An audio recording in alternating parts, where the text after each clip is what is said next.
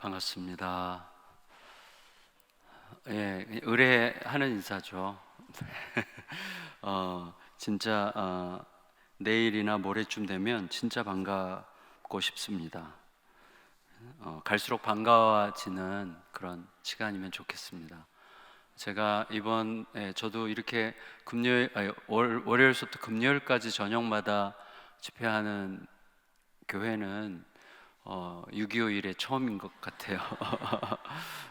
그래서 저도 뭐지 이런 생각도 들고 기대도 되고 그런 생각이 드는데, 몇 년 전에 제가 청년들이랑 어디서 말씀을 나눈 적이 있어요. 그래서 그때 이렇게 겹치는 말씀도 한두 개 있을 것 같은데, 저는 되게 좋은 기회일 것 같습니다. 그러니까 청년들 중에 그때 계셨던 청년들이 계시면 그때는 이렇게 들은 거고, 지금은 몸으로 좀 스며드는 시간이면 참 좋겠다 싶습니다. 그 사이에 제가 좀 고민한 것들도 있는데요. 우리는 다 엄청 열심히 살잖아요. 그렇죠? 열심히 사는데 계속 현실에 좀 눌리기도 하고, 염려, 근심, 불안 이런 것들이 우리를 끌고 다니기도 합니다. 제가 굉장히 좋아하는 말 중에 핵두변주라는 말이 있는데요. 내가 선 자리가 어디인지를 알려면 주변을 둘러보지 말고 하늘의 별을 바라는 뜻인데, 핵이 분별하다는 뜻이고, 두가 북두칠성이고, 변이 또 살펴보는 거고, 주가 내가 선 자리거든요. 근데 이게 이제 흔한 이야기죠. 우리가 늘 하는 이야기인데, 왜 이게 실제로 우리의 삶에 적용되면 왜 그렇게 중요한가 하면, 우리들 다수가 또 대부분의 경우에 변수에 의해서 좌우되거든요. 우리들의 마음과 삶이. 그래서 이렇게 될 수도 있고 저렇게 될 수도 있는 것, 소위 변수가 우리를 갖고 놀아요. 그래서 변수들이 우리들을 마음대로 이렇게 좌지우지하도록 허용하며 살아요. 그래서 아까 우리 장로님들이랑도 밥 먹을 때도 그런 얘기 했는데, 한 5년, 10년쯤 지나면 그때 내가 왜 이렇게 성질을 냈지? 아니, 제가 부부싸움 하고 나서도 하루만 지나면 내가 미쳤나 봐. 내가 왜 그렇게 아내한테 쓸데없이 성질을 냈을까? 왜 쓸데없이 자존심을 부렸지? 뒤도 돌아보면 금방 후회할 어떤 거거든요. 근데 그때는 막 절대적인 것처럼 막 주장을 하고 난리를 친단 말이에요. 근데 금방 달라질 무엇이 지금 나에게 절대적인 것처럼 느껴지는 습관이 우리에게 있단 말이죠. 그래서 우리의 내면이 그런 식으로 움직여요. 그래서 변수가 나를 갖고 놀도록 계속해서 허용한단 말이죠. 그리고 내 마음이 뭔가 작동하고 내가 격하게 움직이고 내가 뭔가를 하지 않으면 안 될 것 같은 염려와 근심과 두려움과 불안이 나를 사로잡을 때, 그때 생각을 해야 되는 거죠. 지금 나를 움직이는 힘이 곧 변화될 수도 있는 어떤 것인지, 아니면 변치 않는 상수. 변치 않는 상수는 뭐예요? 결국 복음이죠. 조금 있다가 여러분에게 그런 말씀을 드리려고 하는데, 우리가 복음 위에 산다는 건 무슨 뜻입니까? 복음으로 사고한다는 것은 무슨 뜻입니까? 복음적 행동을 한다는 것은 무슨 뜻이죠? 내가 지금 어떤 것을 선택하려고 할 때, 결정하려고 할 때, 어떤 생각을 하려고 할 때, 어떤 행동을 하려고 할 때, 이 생각을 떠받치고 있는 그 기준이 뭐냐는 거죠. 기준이 복음이냐는 거예요. 그 복음이 뭐죠? 제가 이제 팀 켈러 목사님의 한국 파트너 사역을 같이 하고 있는데, 팀 켈러 목사님은 복음을 설명할 때 이렇게 흥미롭게 설명을 했어요. 아마 들으신 적이 있을 수도 있겠는데, 전쟁터에서, 우리 다 지금 전쟁터에 있잖아요. 계속해서 전쟁 중이죠. 우리의 삶이 전쟁과도 같죠. 전쟁터에서 엄청나게 전쟁을 하고 있는데 누군가가 와서 이렇게 얘기해요. 요렇게 해봐. 요렇게 하면 이길 수도 있어. 그게 율법이라는 거예요. 그게 율법. 복음은 뭐냐면, 뭐 하고 있어? 전쟁 끝났어. 이미 승리했어. 이게 복음이죠. 그러니까 굿뉴스죠. 전쟁 끝났어. 근데 전쟁이 끝난지도 모르고 계속해서 밀림 속을 막 헤매면서 안 끝났다고, 무슨 소리야, 전쟁이 언제 끝나? 그리고 막 계속 내가 총 쏘고 수류탄 날리고 내가 막 난리를 치지 않으면 안 될 것 같은 조바심으로 살고 있는 거예요. 여전히 복음을 모르면, 복음은 전쟁 끝났다는 거. 예수님께서 십자가에서 말씀하시지 않았습니까? 내가 다 이루었다. 그러니까 복음 위에 산다는 것은 무슨 말인가 하면, 우리는 오늘 내 인생이 끝장나도 전혀 손해볼 게 없는 자로 오늘을 살고 있는 거예요. 우리는 오늘 모든 걸 잃어도 이미 영원한 생명을 가지고 있고, 하나님을 얻었고 예수 그리스도를 얻었고, 그리스도와 더불어 사는 영원한 영광이 이미 우리의 것으로 주어졌어요. 그러니까 그 승리가 나에게 진짜라고 하는 전제 위에서 생각하는 거예요. 그래서 오늘날 성경 읽기 중에서 굉장히 많은 분들이 얘기하는 것 중에 하나가 부활하신 예수와 함께 성경 읽기 라는 성경 읽기 방식이 있어요. 그러니까 성경을 읽을 때 내 문제를 해결하기 위해서, 내 문제에 대한 답을 듣기 위해서 성경을 읽는 게 아니라 부활하신 예수 그리스도와 같은 마음으로 성경을 읽는 거죠. 그러니까 그리스도의 승리 위에서, 그 그리스도가 승리하셨다면 오늘 이 상황에서 나는 지금 어떤 마음을 가지고 생각하는 게 합당한가를 생각하는 거예요. 그 위에서 행동하는 거예요. 그게 이제 복음으로 살아가는 길인데, 이게 처음에는 쉽지 않지만 계속해서 내 안에서 연습이 되잖아요. 그러면 굉장히 중요한 특징이 생깁니다. 두 가지 유가 생겨요. 투 유. 하나의 유는 자유고, 두 번째 유는 여유예요. 그래서 복음 위에서 진짜로 살아가기 시작하는 사람에게는 독특한, 아주 유니크한 특징이 나와요. 자유와 여유가 생깁니다. 근데 우리도 모르게 계속해서 뭔가를 내가 하지 않으면 안 될 것 같은 조급함에, 두려움에, 불안에 눌려서 여전히 살아가고 있다면, 도대체 예수 그리스도가 십자가 위에서 내가 다 이루었다라고 말씀하신 그것은 도대체 나에게 어떤 의미인지를 생각해야 되는 거죠. 복음 위에서 살아가는 훈련을 의도적으로, 반복적으로, 지속적으로 해야 될 필요가 있습니다. 자, 이거를 좀 더 설명드리기 위해서 제가 좀 유치한 이야기를 한번 만들어 봤는데, 이건 제가 만든 이야기예요. 그리고 굉장히 현실성이 있는 유치한 이야기예요. 그러므로 여러분은 지금부터 비웃을 준비를 하시고 들으시기 바랍니다. 뭐냐면, 자, 여러분, 우리 자녀들 공부 열심히 하면 기분 좋죠?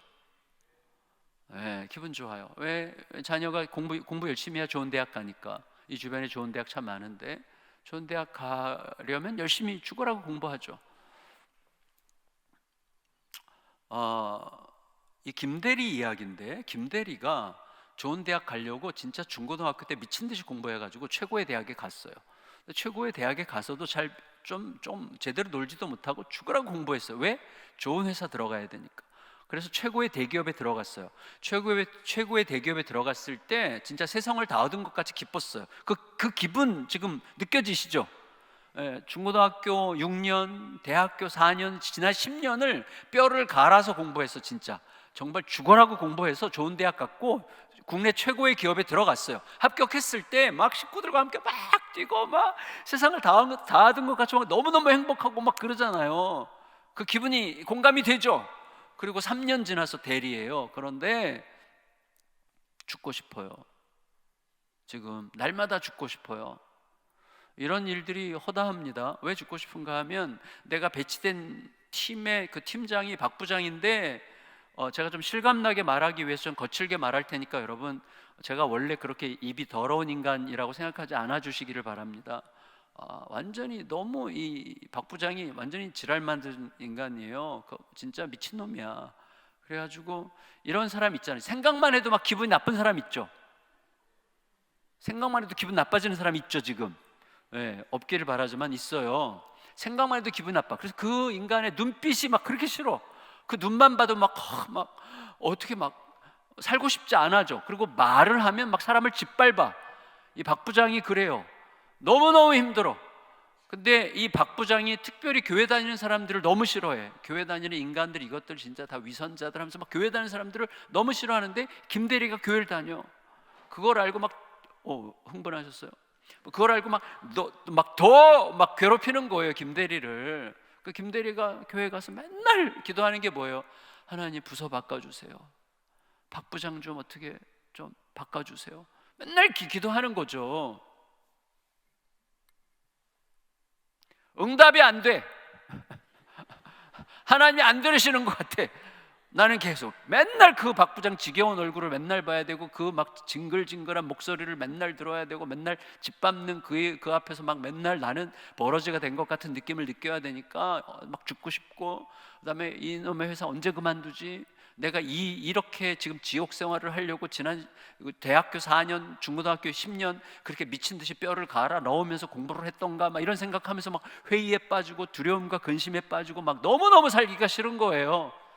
그러면 기도할 때마다 맨날 기도하는 거, 하나님 저 부서 좀 바꿔주세요, 박 부장 좀 어떻게 바꿔주세요, 막 기도하는데 하나님은 들은 척도 안 하셔. 어느 날도요, 정말 회사 가기 싫은 마음으로 겨우 일어나가지고 이제 출근을 했습니다. 그래서 이제 회사를 갔는데 엘리베이터를 탔어요. 이제 또 막 오피스 올라가야 되는데 막 너무 힘든데 엘리베이터를 탔는데, 그날 3년 만에 처음으로 회장님이 비서들이랑 우르르 해서 탄 거예요. 깜짝 놀랐어요. 회장님을 3년 만에 처음 봤어요. 그래서 저 구석에 서서 이렇게 뻘쭘하게 있는데 회장님이 이렇게 김대리를 보는 거예요. 보더니 이름을 불렀어요. 영배? 김영배? 하필이면 김대리가 김영배야. 죄송해요, 목사님 지금 불쾌하세요? 아니죠. 불쾌한 것 같은데. 아니죠. 김영배 대리예요. 김영배네.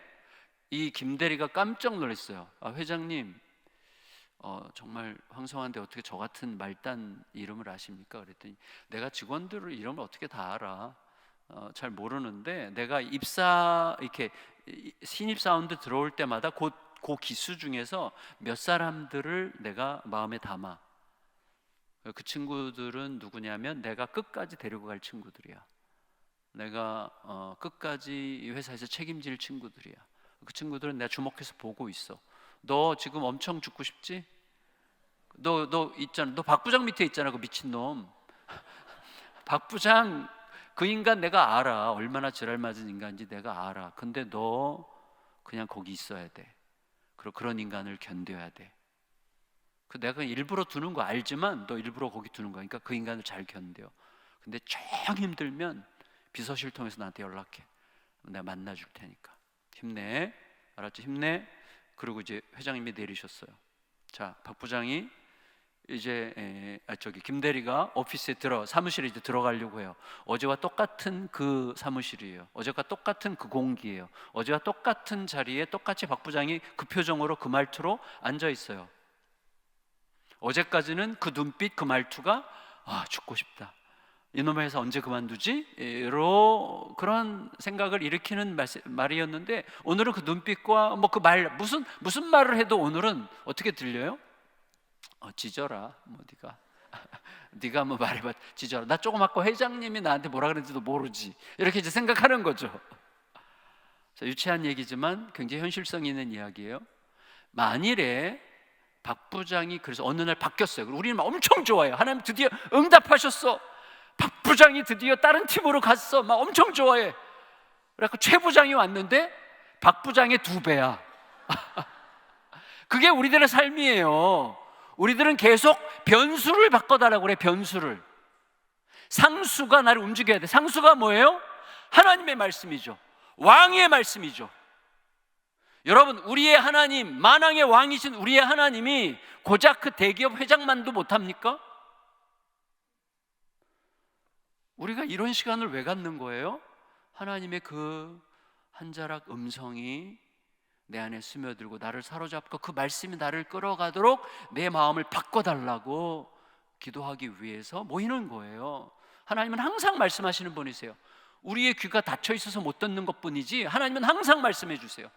왜 못 듣는가? 내일 기회가 되면 한번 말씀드릴게요. 못 듣는 이유가 있어요. 오늘 오신 분들은 다 내일 오시라고 지금 제가 침 발라 놓는 거예요. 근데 여러분, 중요한 건 뭐냐면 왕의 음성이 내 가슴을 파고들어야 돼요.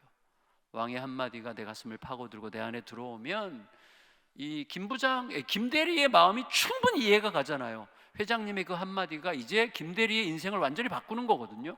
회사 생활을 완전히 바꾸는 거거든요. 근데 우리는 똑같이 그것보다 훨씬 더 위대한 하나님의 선언, 내가 다 이루었다, 너는 내 아들이야, 나는 너와 끝까지, 내가 영원토록 너희와 항상 함께 하리라는 말씀이 진짜예요.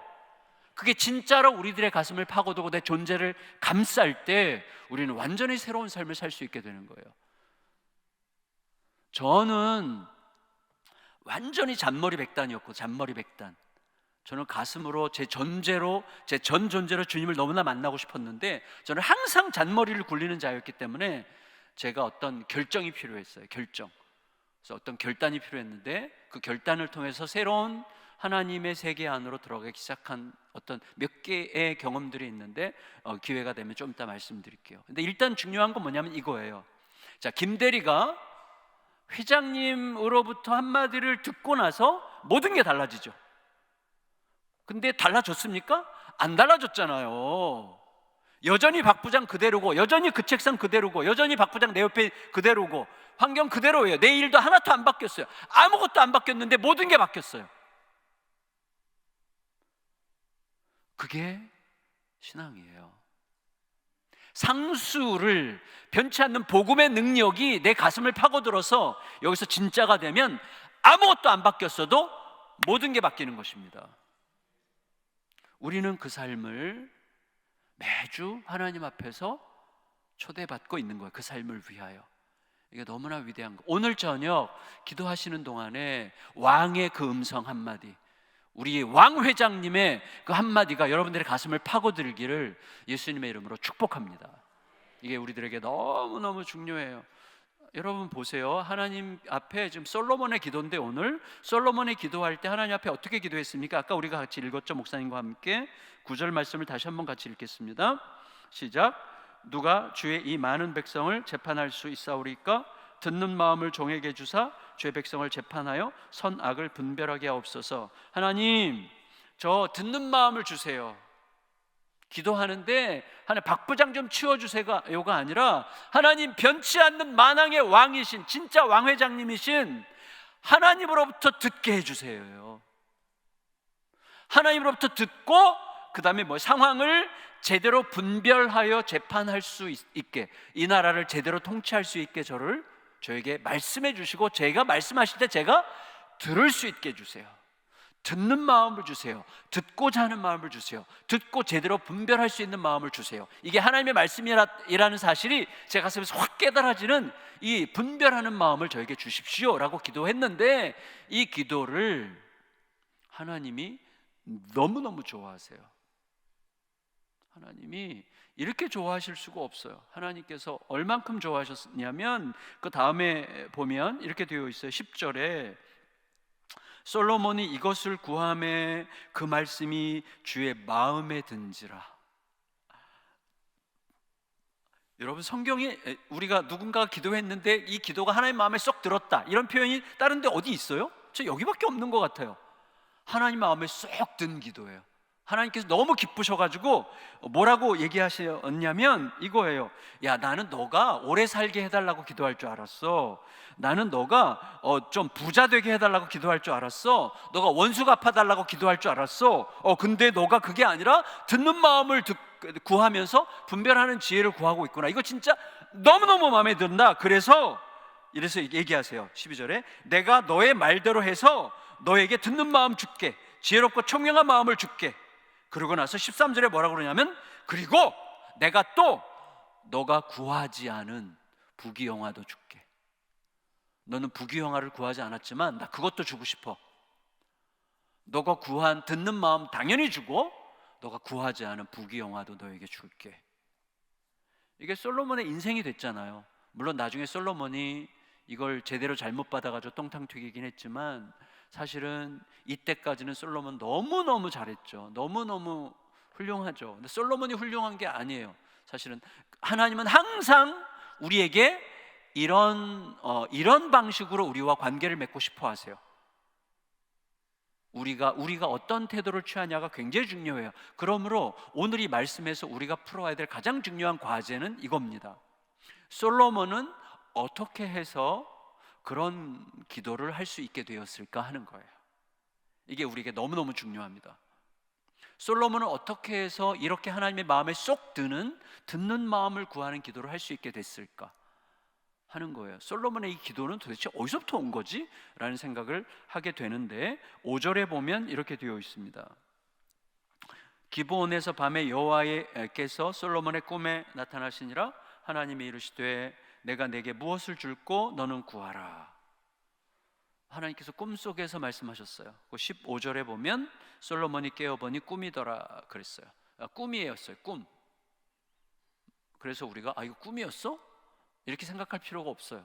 왜냐하면 지금은 꿈이었어? 그러면 좀 실망할 만한 이야기지만 이 당시는 꿈을 통해서 하나님께서 말씀하시는 게 일상이었어요. 그래서 꿈을 통해서 하나님의 말씀을 정확하게 이야기하시죠. 꿈은 하나님의 중요한 계시의 수단이었습니다.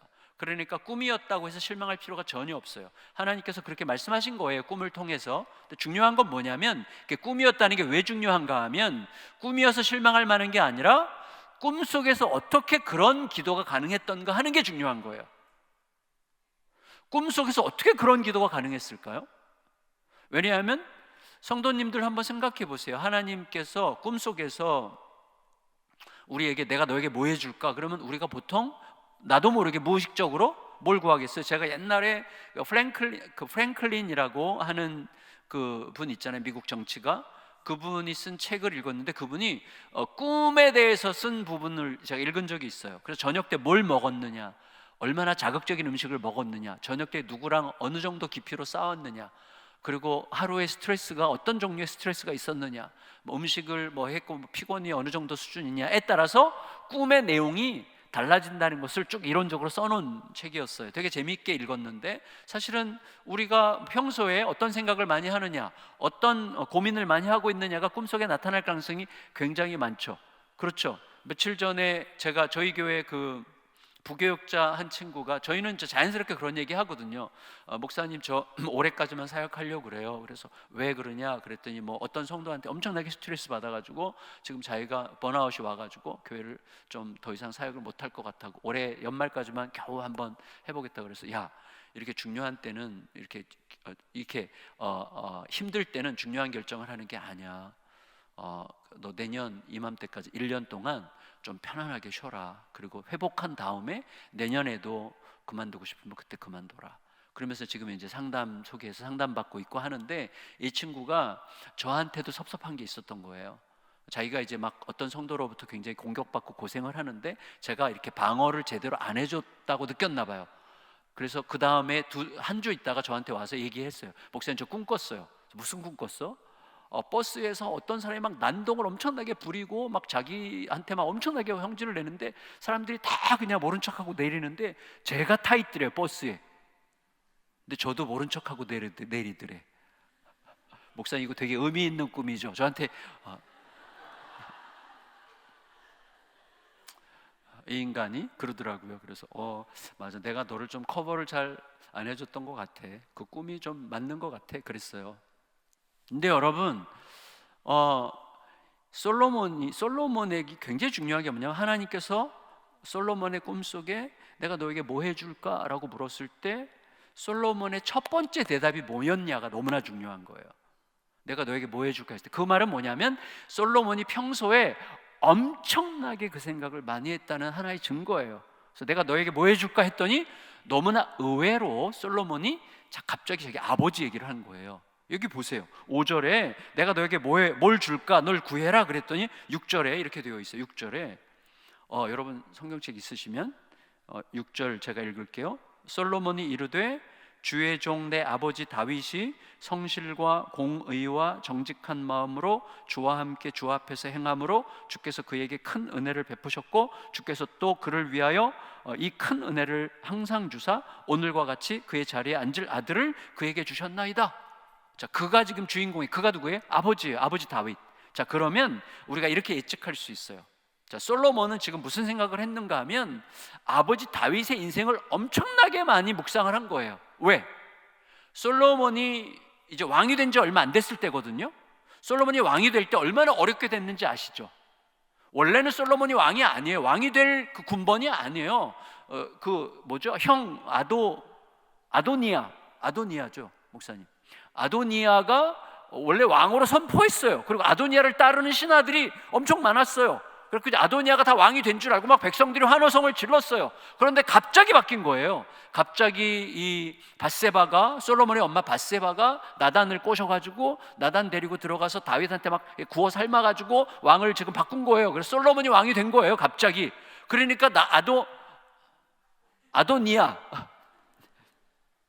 아도니아와 그의 신하들은 갑자기 왕으로 선포했다가 솔로몬이 왕이 되는 바람에 이 친구들은 지금 갑자기 기가 죽으면서 동시에 솔로몬의 라이벌 혹은 잠재적인 적이 된 거예요.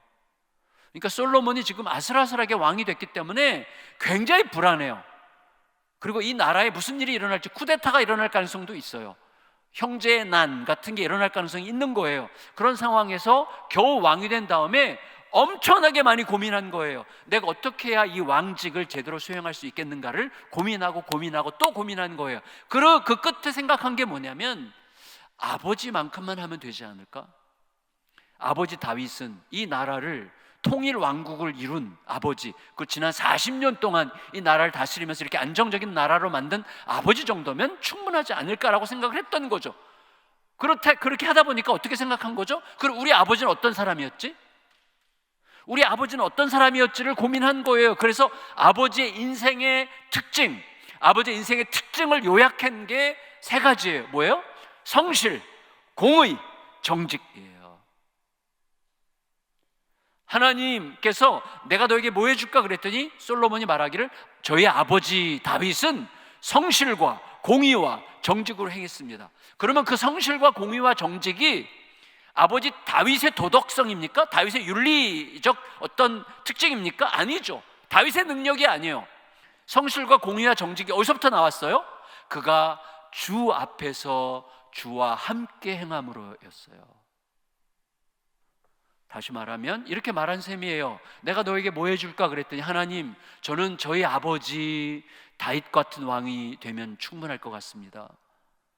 근데 저희 아버지 다윗은 성실과 공의와 정직으로 이 나라를 지난 40년 동안 다스렸습니다. 그런데 그의 성실과 공의와 정직이 어디서부터 나왔는가 보니까 주 앞에서, 다시 말하면 진짜 왕이신 하나님을 왕으로 모신 자로서, 자기가 왕이지만 자기가 사실은 진짜 왕이 아니라 진짜 왕은 하나님이심을 한시도 잊지 않는 왕으로서 주 앞에서 주와 함께 있었으므로 그가 이 나라를 제대로 다스렸는데, 이제 그의 아들인 저를 왕으로 세우셨사오니 저도 아버지와 똑같이 내가 이 나라의 왕이 아니라 이 나라의 진짜 왕은 하나님이심을 잊지 않는 그런 왕으로 살고 싶습니다.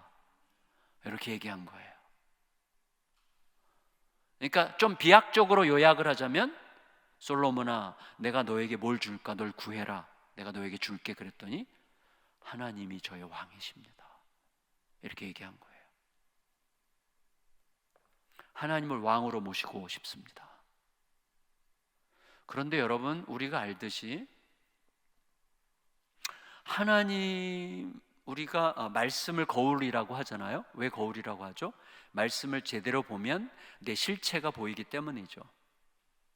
말씀을 제대로 읽는 사람은 자기 실체를 알 수밖에 없어요. 말씀이 곧 우리 주님이시잖아요. 말씀이 하나님이 누구신지를 말하는 게 말씀이에요. 말씀은 우리가 어떻게 살아가는지를, 기술을 가르치는 게 아니라 우리 하나님이 누구시고 그가 행하신 일이 무엇인가를 선언하는 게 말씀이죠. 그러니까 말씀을 읽으면 하나님을 보게 되어 있어요. 하나님을 보면 어떻게 해요? 나를 보게 되어 있어요.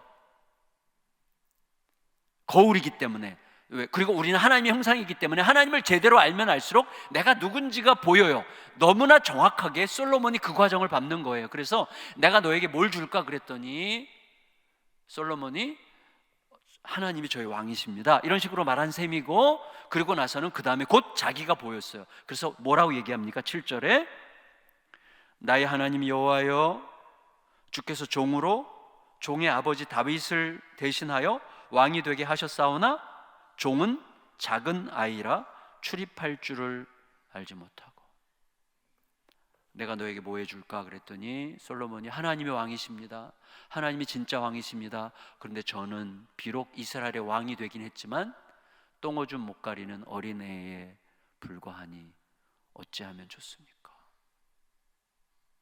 이렇게 얘기한 거예요.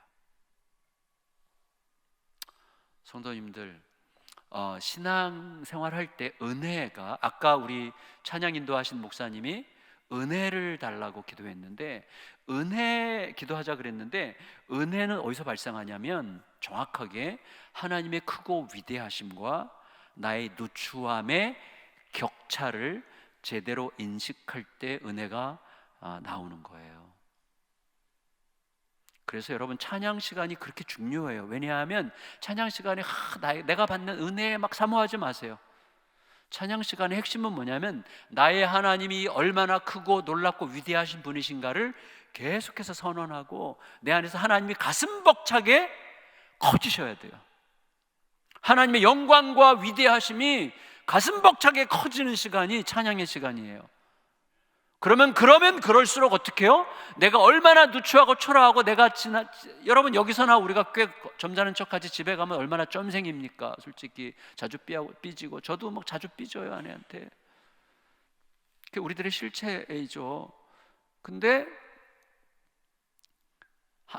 나의 이 찌질한 내가 이 영광스러운 하나님을 노래하고 있다는 사실이 막 너무 신기한 거예요. 이 너무나 무지하고 무식하고 죽어가고 있는 이 연약한 누추한 죄인이 감히 창조자, 구원자, 영원하신 만왕의 왕을 내 입에 올려서 그를 높이고 찬양할 수 있다는 사실 자체가 너무나 신비한 거예요. 그래서 하나님의 크신 영광과 나의 초라함 사이에 격차가 너무나 뚜렷하기 때문에 내 안에서 은혜가 막 쏟아져 나오는 거예요.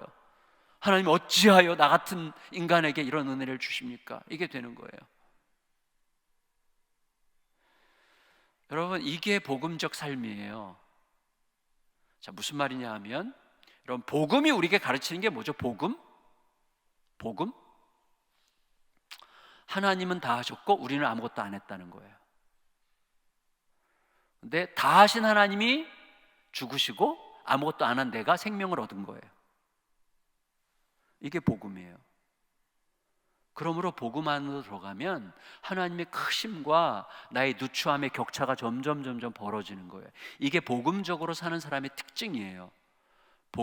이게 복음 도표라고 우리가 표현하는데, 복음적으로 사는 사람은 특징이 점점 시간이 갈수록 하나님의 크고 영광스러우심이 내 안에서 너무나 뜨거워지고 막 너무나 커져요. 그리고 내 초라함과 누추한 죄가 점점 깊게 발견이 돼요. 이전보다 더 죄를 많이 짓는다는 게 아니라 이전에는 죄라고 여기지 않았던 것들이 얼마나 심각하고 오묘하고 미묘한 죄냐 하는 것들이 점점 드러나는 거예요. 그래서 복음과 삶이라는 책에서 이런 얘기를 해요. 당신들이 행하는 선행의 동기를 회개하십시오. 여러분, 우리는 착한 일을 할 때 굉장히 사악한 동기로 착한 일을 할 수 있잖아요. 악한 동기로, 내가 내 공명심으로 내 존재를 증명하려고, 내가 얼마나 괜찮은 사람인지를 입증하려고 선행을 행할 수 있잖아요. 맞죠? 여러분, 우리는 아무도 모르게 선한 일을 하고 싶어요. 아무도 모르게 선한 일을 하고 싶어요. 그리고 누군가에게 들켰으면 좋겠어. 우리가 행하는 선한 일의 동기를 회개할 수 있어야 돼요. 이런 이야기 들어보셨는지 모르겠는데, 어떤 농부가요, 당근 농사를 졌는데 농사가 너무 잘 됐어요. 근데 이 농부가 임금님을 너무 사랑해. 그래서 막 당근이 막 너무 실한 당근을 보니까 막 임금님 생각이 제일 먼저 났어요. 막 다 털어가지고 이렇게 막 봉투에 막 푸대자루에 막 아주 좋은 것만 담아가지고 임금님한테 가져가서, 임금님, 제가 드신 농사물 당근인데 이거 임금님 생각나서 가져왔어요. 이거 드시면 좋겠습니다. 그때 임금님이 너무 좋아하는 거예요. 진짜 너 당근 좋아하는 거 어떻게 알았어? 나 말뛴 거 너 어떻게 알았어? 막 그러면서 막 너무 행복해하는 거예요, 이 임금님이. 근데 저쪽에서 신하가 보고 있어. 그걸 보고 신하가 딱 보고, 저까지 당근 가지고 저렇게 좋아해? 그래서 그 나라에서 제일 훌륭한 명마, 제일 훌륭한 말 한마디를, 엄청나게 비싼 말을 구했어요. 임금님에게 갖다 주면서, 왕이시여, 이 말을 드립니다. 이 말을 드립니다. 막 굉장히 강조해서 얘기했어요. 근데 임금님이 이렇게 얘기했어요. 너 지난번에 봤구나. 농부가 나한테 당근 갖다 주는 거 봤구나. 근데 그 농부는 나에게 당근을 주었고 너는 너 자신에게 말을 주고 있구나. 이렇게 얘기했어요. 임금님한테 말 줘가지고 잘 보여서 내가 원하는 거 얻어내려고 지금 임금님을 구워 삼는 거잖아요. 너는 너 자신에게 주는 거. 여러분, 우리가 하나님을 섬길 때 진짜 하나님을 섬기는 건지, 하나님을 구워 삶아서 내가 원하는 대로 하게 하려고 하는 건지 잘 생각해야 됩니다. 그래서 이게 갈수록 예민해져요. 그래서 복음적으로 내가 계속해서 그리스도의 복음의 위대하고 찬란하고 아름답고 눈부신 은혜를 점점 묵상할수록 하나님의 크고 높으심이 점점 높아지고요, 나는 진짜 할 말이 없는 나쁜 죄인이 되는 거예요. 그럼 이 격차가 점점 벌어져. 감히 하나님을 바라볼 수도 없고 하나님의 이름을 감히 부를 수가 없어요. 그런데 이 모든 엄청난 격차, 점점 커지는 격차를 누가 다 메꿨어요? 우리 주 예수 그리스도가 다 메꾸신 거예요. 그의 피값으로 다 메꾸셨어요. 그러므로 복음적으로 사는 사람들은 예수 그리스도 중심이 될 수밖에 없는 거예요. 예수 그리스도 사랑할 수밖에 없는 거예요. 그런데 문제는 뭐냐면 그리스도에 대한 지식이, 그리스도에 대한 알미, 그리스도에 대한 경험이, 그리스도와의 사귐이 늘 일정해. 10년 전이나 20년 전이나 30년 전이나 나 이 정도면 됐어라고 하는 생각으로 예수 그리스도와의 관계가 늘 일정해. 그냥. 근데 하나님에 대한 영광은 점점 커지고 내 죄에 대한 발견은 점점 커지는데 늘 그리스도에 대한 나의 관계는 일정하면 격차가 생기죠. 내 죄는 더 깊어지는데 그리스도에 대한 나의 사랑은 여전하면 그 격차를 우리가 뭘로 메꿔요? 위선으로 메꾸는 거예요. 사랑하는 척하면서. 그리고 위의 격차, 하나님의 영광에 도달하지 못, 그리스도에 대한 지식이 이걸 꽉꽉 채워야 되는데 그리스도와의 사귐이 발전하지 않고 사이에 격차가 생기면 이 격차를 뭘로 메꿔요? 행동으로 메꾸려고 하는 거예요. 뭐 열심히 하면 뭐 될 것처럼 막 이것도 하고 저것도 하고 막 하려고 하는 거예요.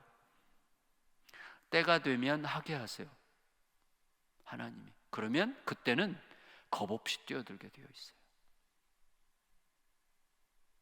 목숨이 아깝지 않아집니다. 이게 중요해요. 제가 되게 좋아하는 말이 있어요. 사랑하는 사람에게 이래라 저래라 하지 말아라, 이 말이에요. 사랑하는 사람에게 이래라 저래라 하지 말아라. 사랑이 그에게 모든 것을 가르칠 것이다. 여러분, 우리의 가슴에서 가장 중요한 것은 예수 그리스도에 대한 사랑이에요. 그리스도에 대한 사랑이 꽉 차면 뭐 하나도 아깝지 않아요. 내 모든 걸 내어주어도 아깝지 않게 되는 거예요.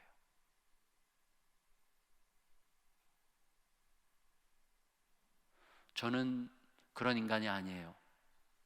저는 늘 머리를 굴려. 아까워. 내 시간 쓰는 게 아깝고 물질 쓰는 게 아깝고 늘 아까웠어요. 그래서 제가 목회를 포기하려고 그랬어요. 나는 왜 이렇게 잔머리를 굴릴까?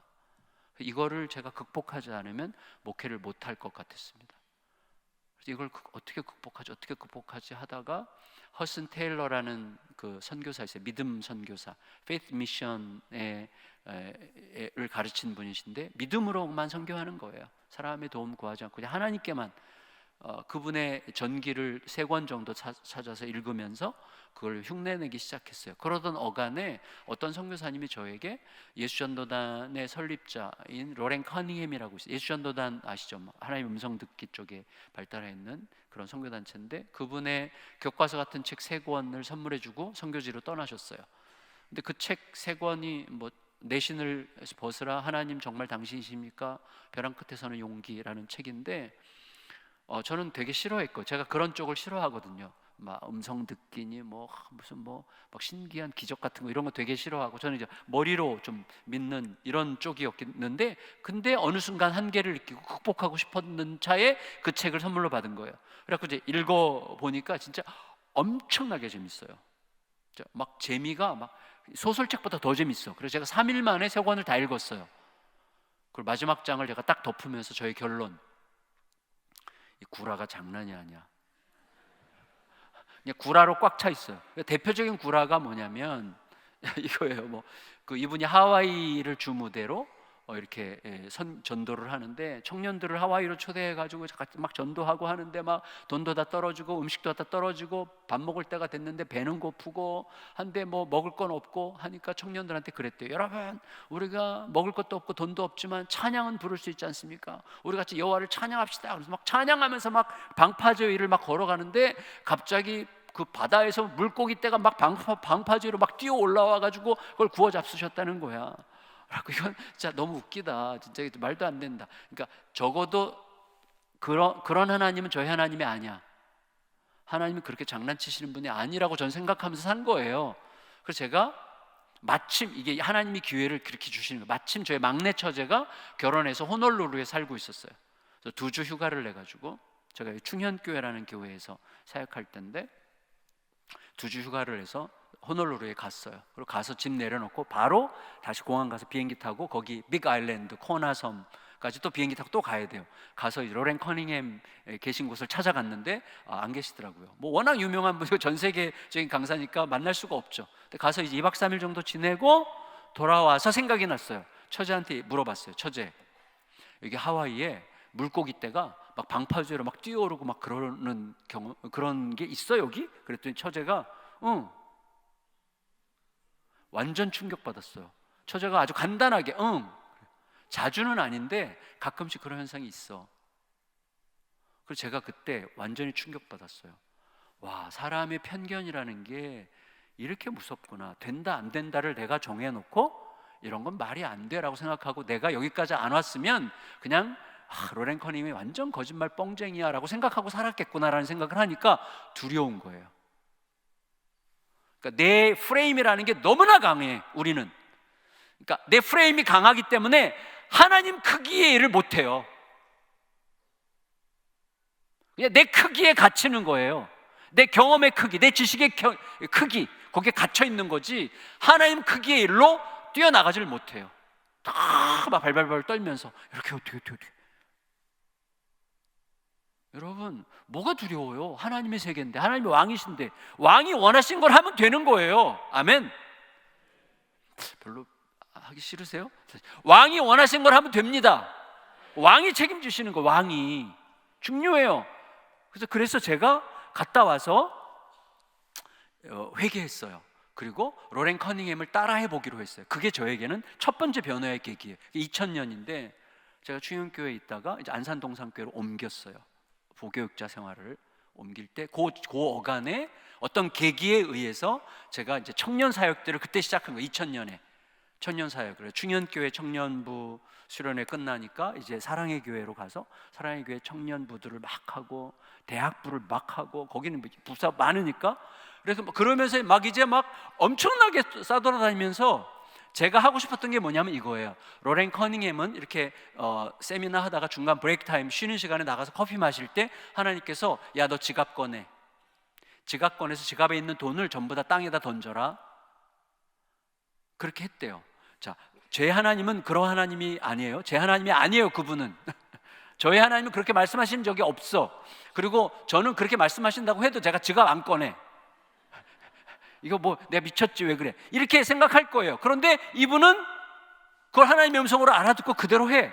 그렇게 하니까 어떤 사람이 지나가다가 그 돈을 보고 우는 거예요. 왜 우냐고 그랬더니 자기는 집 떠난 지 너무나 오래됐고 이제 새롭게 새 삶을 출발하고 싶은데 집으로 돌아가서 새로운 삶을 살아야 되겠다고 생각하는데 돈이 있어서 쉬어보니까 정확하게 집에 갈 차비들이에요. 근데 그 돈이 조금 아까 이분 지갑에 있던 거야. 야, 나 이런 하나님 나도 경험하고 싶어. 그러니까 물에서 물고기가 바다에서 방파제로 뛰어오른다는 게 사실이라는 걸 제가 깨달으니까 이것도 사실이라는 게 믿어지는 거예요. 나도 해보자. 그리고 하나님 앞에 기도해서 하나님 저도 한번 말씀해 주십시오. 말씀해 주십시오. 근데 이제 기도하면서도 속으로는 지갑에 돈이 너무 많지 않을 때 좀 말씀해 주십시오. 이렇게 이제 기도하게 됐는데 하여튼 연말까지요. 여름부터 연말까지 사례비가 엄청나게 쌓였어요. 이거 어디 써야 됩니까? 어디 써야 됩니까? 물으면서 그냥 쌓아뒀어요. 그게 저에게 지금까지도 그 계기가 됐어요. 지금까지도 제가 그런 방식으로 살고 있는데 연말이 됐는데 12월 말쯤 됐는데요.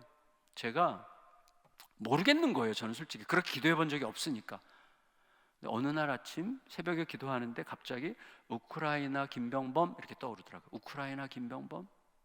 저희 신대원 동기거든요. 저랑 뭐 말을 가까이 해본 적도 없고 친한 적도 없어요. 근데 우크라이나 김병범 선교사가 떠오르는 거예요. 우크라이나에 혼자 총각으로 가서 우크라이나 자매랑 결혼해서 아직도 선교하고 있는 분이거든요. 근데 며칠 있다가 또 우크라이나 김병범, 그때야 제가 알았던 거예요. 아, 그쪽에 보내라고 하시나 보다. 근데 이걸 또 머리로 굴리기 시작하면 아니야, 아닐지도 몰라. 안 보내도 되는 이유. 왜? 돈이 욕심이 나니까 안 보내도 되는 이유를 막 여러 가지 생각할 수 있을 거예요. 그래서 그러면 안 돼. 그래서 막 즉시 연락처를 알아봐서 이분 파송단체를 알아봐서 이분 계좌번호로 바로 전액 다 보냈어요.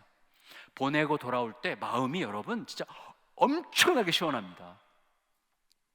엄청 시원해요. 그리고 엄청 섭섭해요. 엄청 시원하고 엄청 섭섭해요. 근데 그 다음 날이에요. 그 다음 날 아침에 막 기도하는데 저는 그 안산 동산교회 김인중 목사님한테 반해가지고 안산 성시화를 위해서 막 기도하고 있는데요.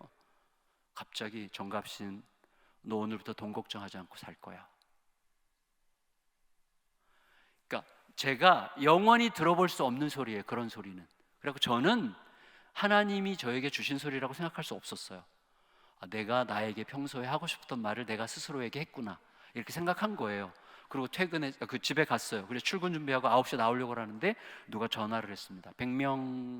백명숙 집사님이라는 분인데 초등학교 선생님이신데 저는 그때 가서 12교구 담당이었는데 그분은 9교구 집사님이니까 저랑 접점이 없는 분이에요. 근데 그분이 저한테 전화를 해서 목사님을 좀 뵈요.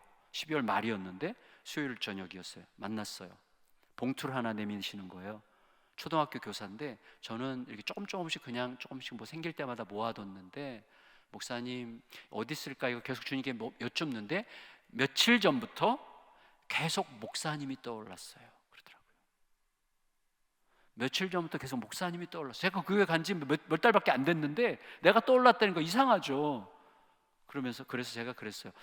집사님 여기 그 교회 카페에서 봤기 때문에 여기 보는 분들도 있고 한데 그러실 필요 없다고. 이거 어차피 저 주셔야 제가 교회에다 헌금할 건데 주셨다 치고 집사님이 헌금하셔요 라고 마음에도 없는 소리를 했어요. 근데 집사님이 저는 하나님한테 응답 받았습니다. 이제부터 목사님 몫입니다 하고 딱 두고 가시는 거예요.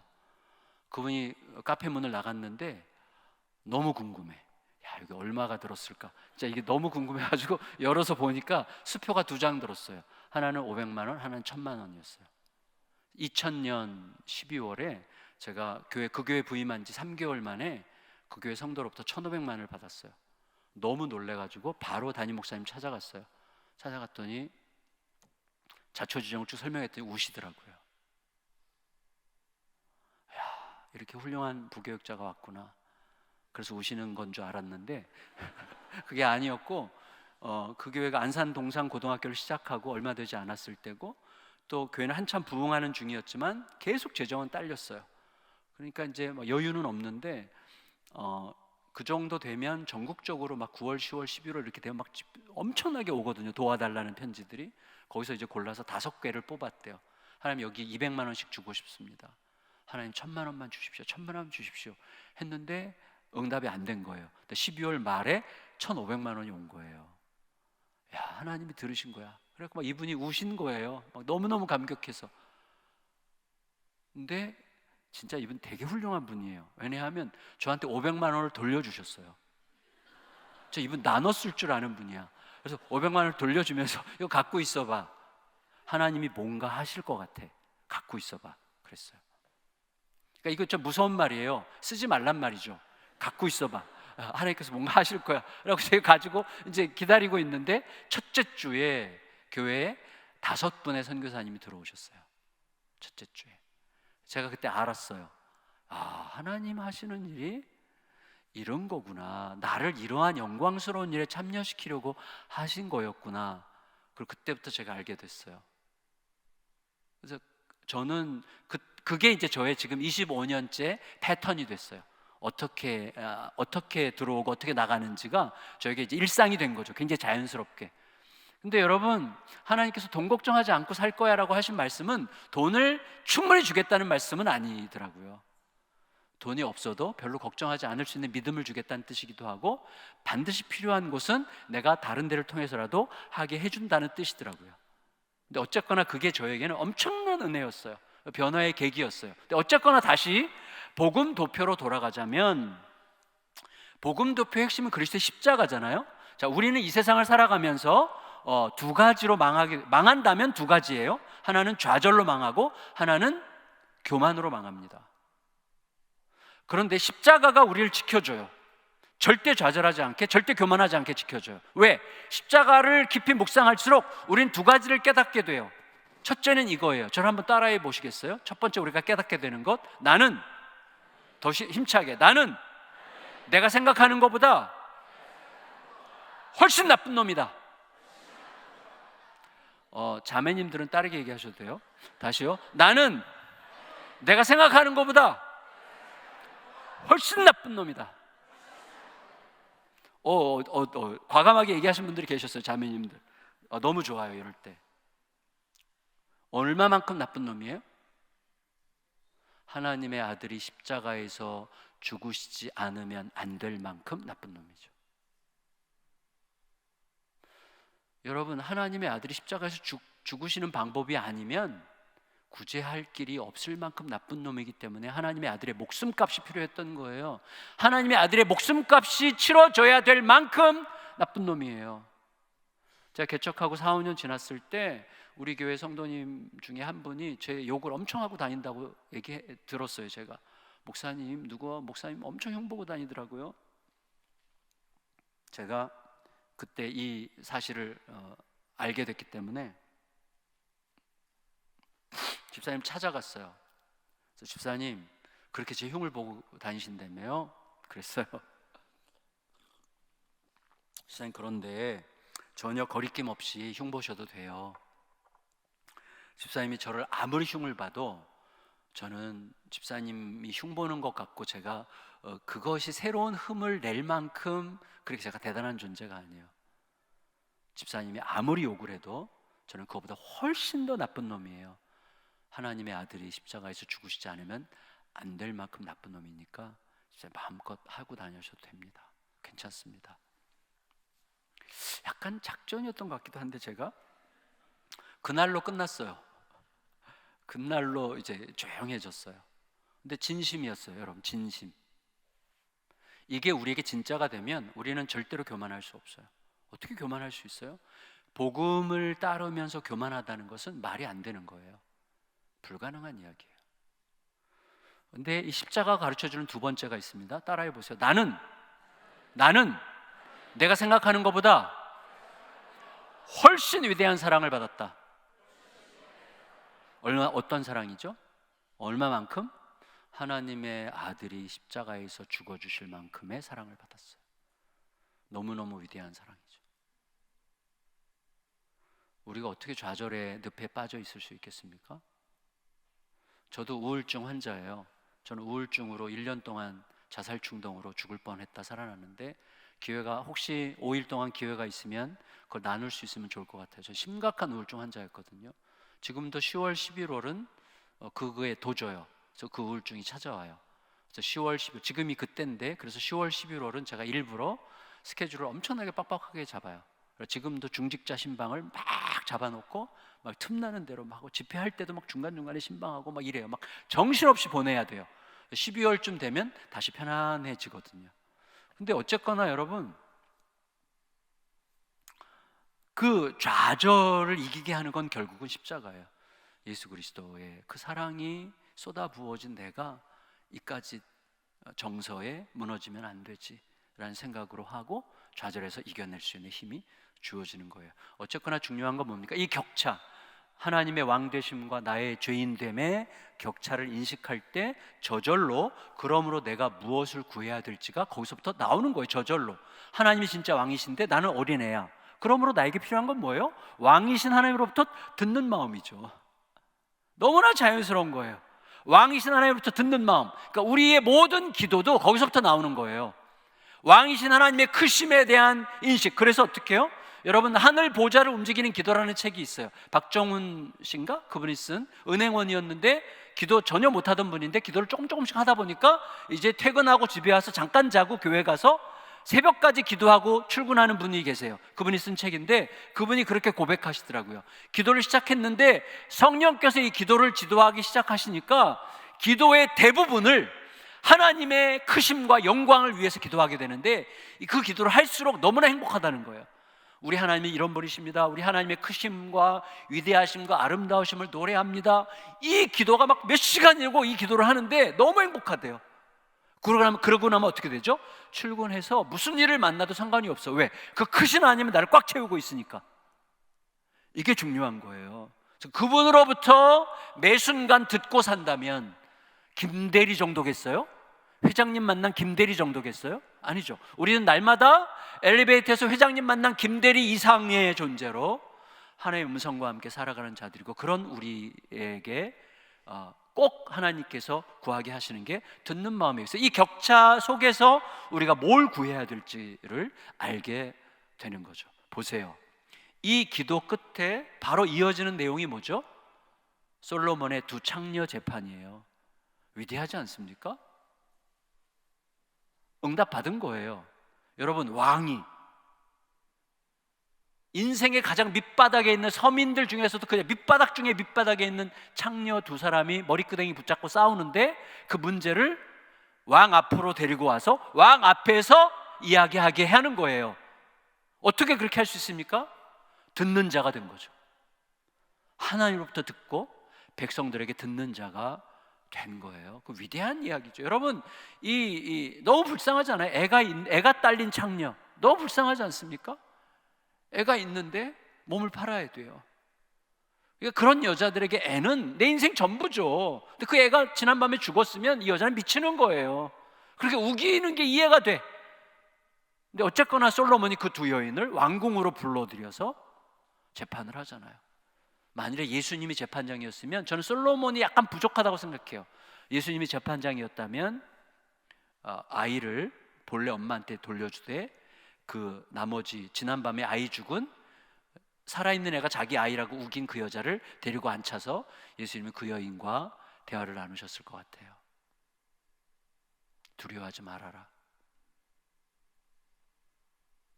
너에게 아이가 없다는 게 너가 이 세상을 끝내야 될 이유가 아니라는 것을 하나님으로부터 찾으면 좋겠구나. 내가 그 비밀을 너에게 알려줄게 하면서 그 자매에게 얘기하셨겠죠.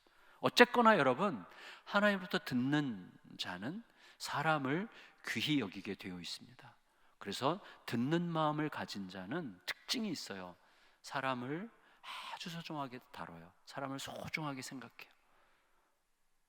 이게 특징이에요. 그래서 그렇게 하나님으로부터 듣는 마음을 가진 사람들이 교회에 드러날수록 교회는 따뜻해지는 거예요. 점점 따뜻해져요. 그래서 우리 성일교회 참 여기 보니까 제가 아는 분들이 되게 많더라고요. 거쳐간 분들 중에. 여러분, 제가 지금 가장 친하게 지내는 목사님 이인호 목사님인데 여기 청년부 옛날에 지도하셨더라고요. 옛날에는 이분 별명이 가가멜인가? 그거였어요. 스머프들 잡아먹는 가가멜이었는데 약간 좀 신경질적인 스타일이었는데 지금은 복음으로 막 너무 따뜻한 사람이 됐어요. 너무너무 따뜻해요. 여러분, 복음이 우리들을 정말 따뜻하게 바꿉니다. 바라기는 예수 그리스도의 은혜 앞에서 듣는 마음을 구하고 듣는 마음 속에서 서로 간에 귀를 기울여 사랑이 샘솟는 거룩하고 복된 공동체로 힘차게 일어나는 복된 성일교회로 서시기를, 또 각자의 삶이 되시기를 예수님의 이름으로 축원합니다.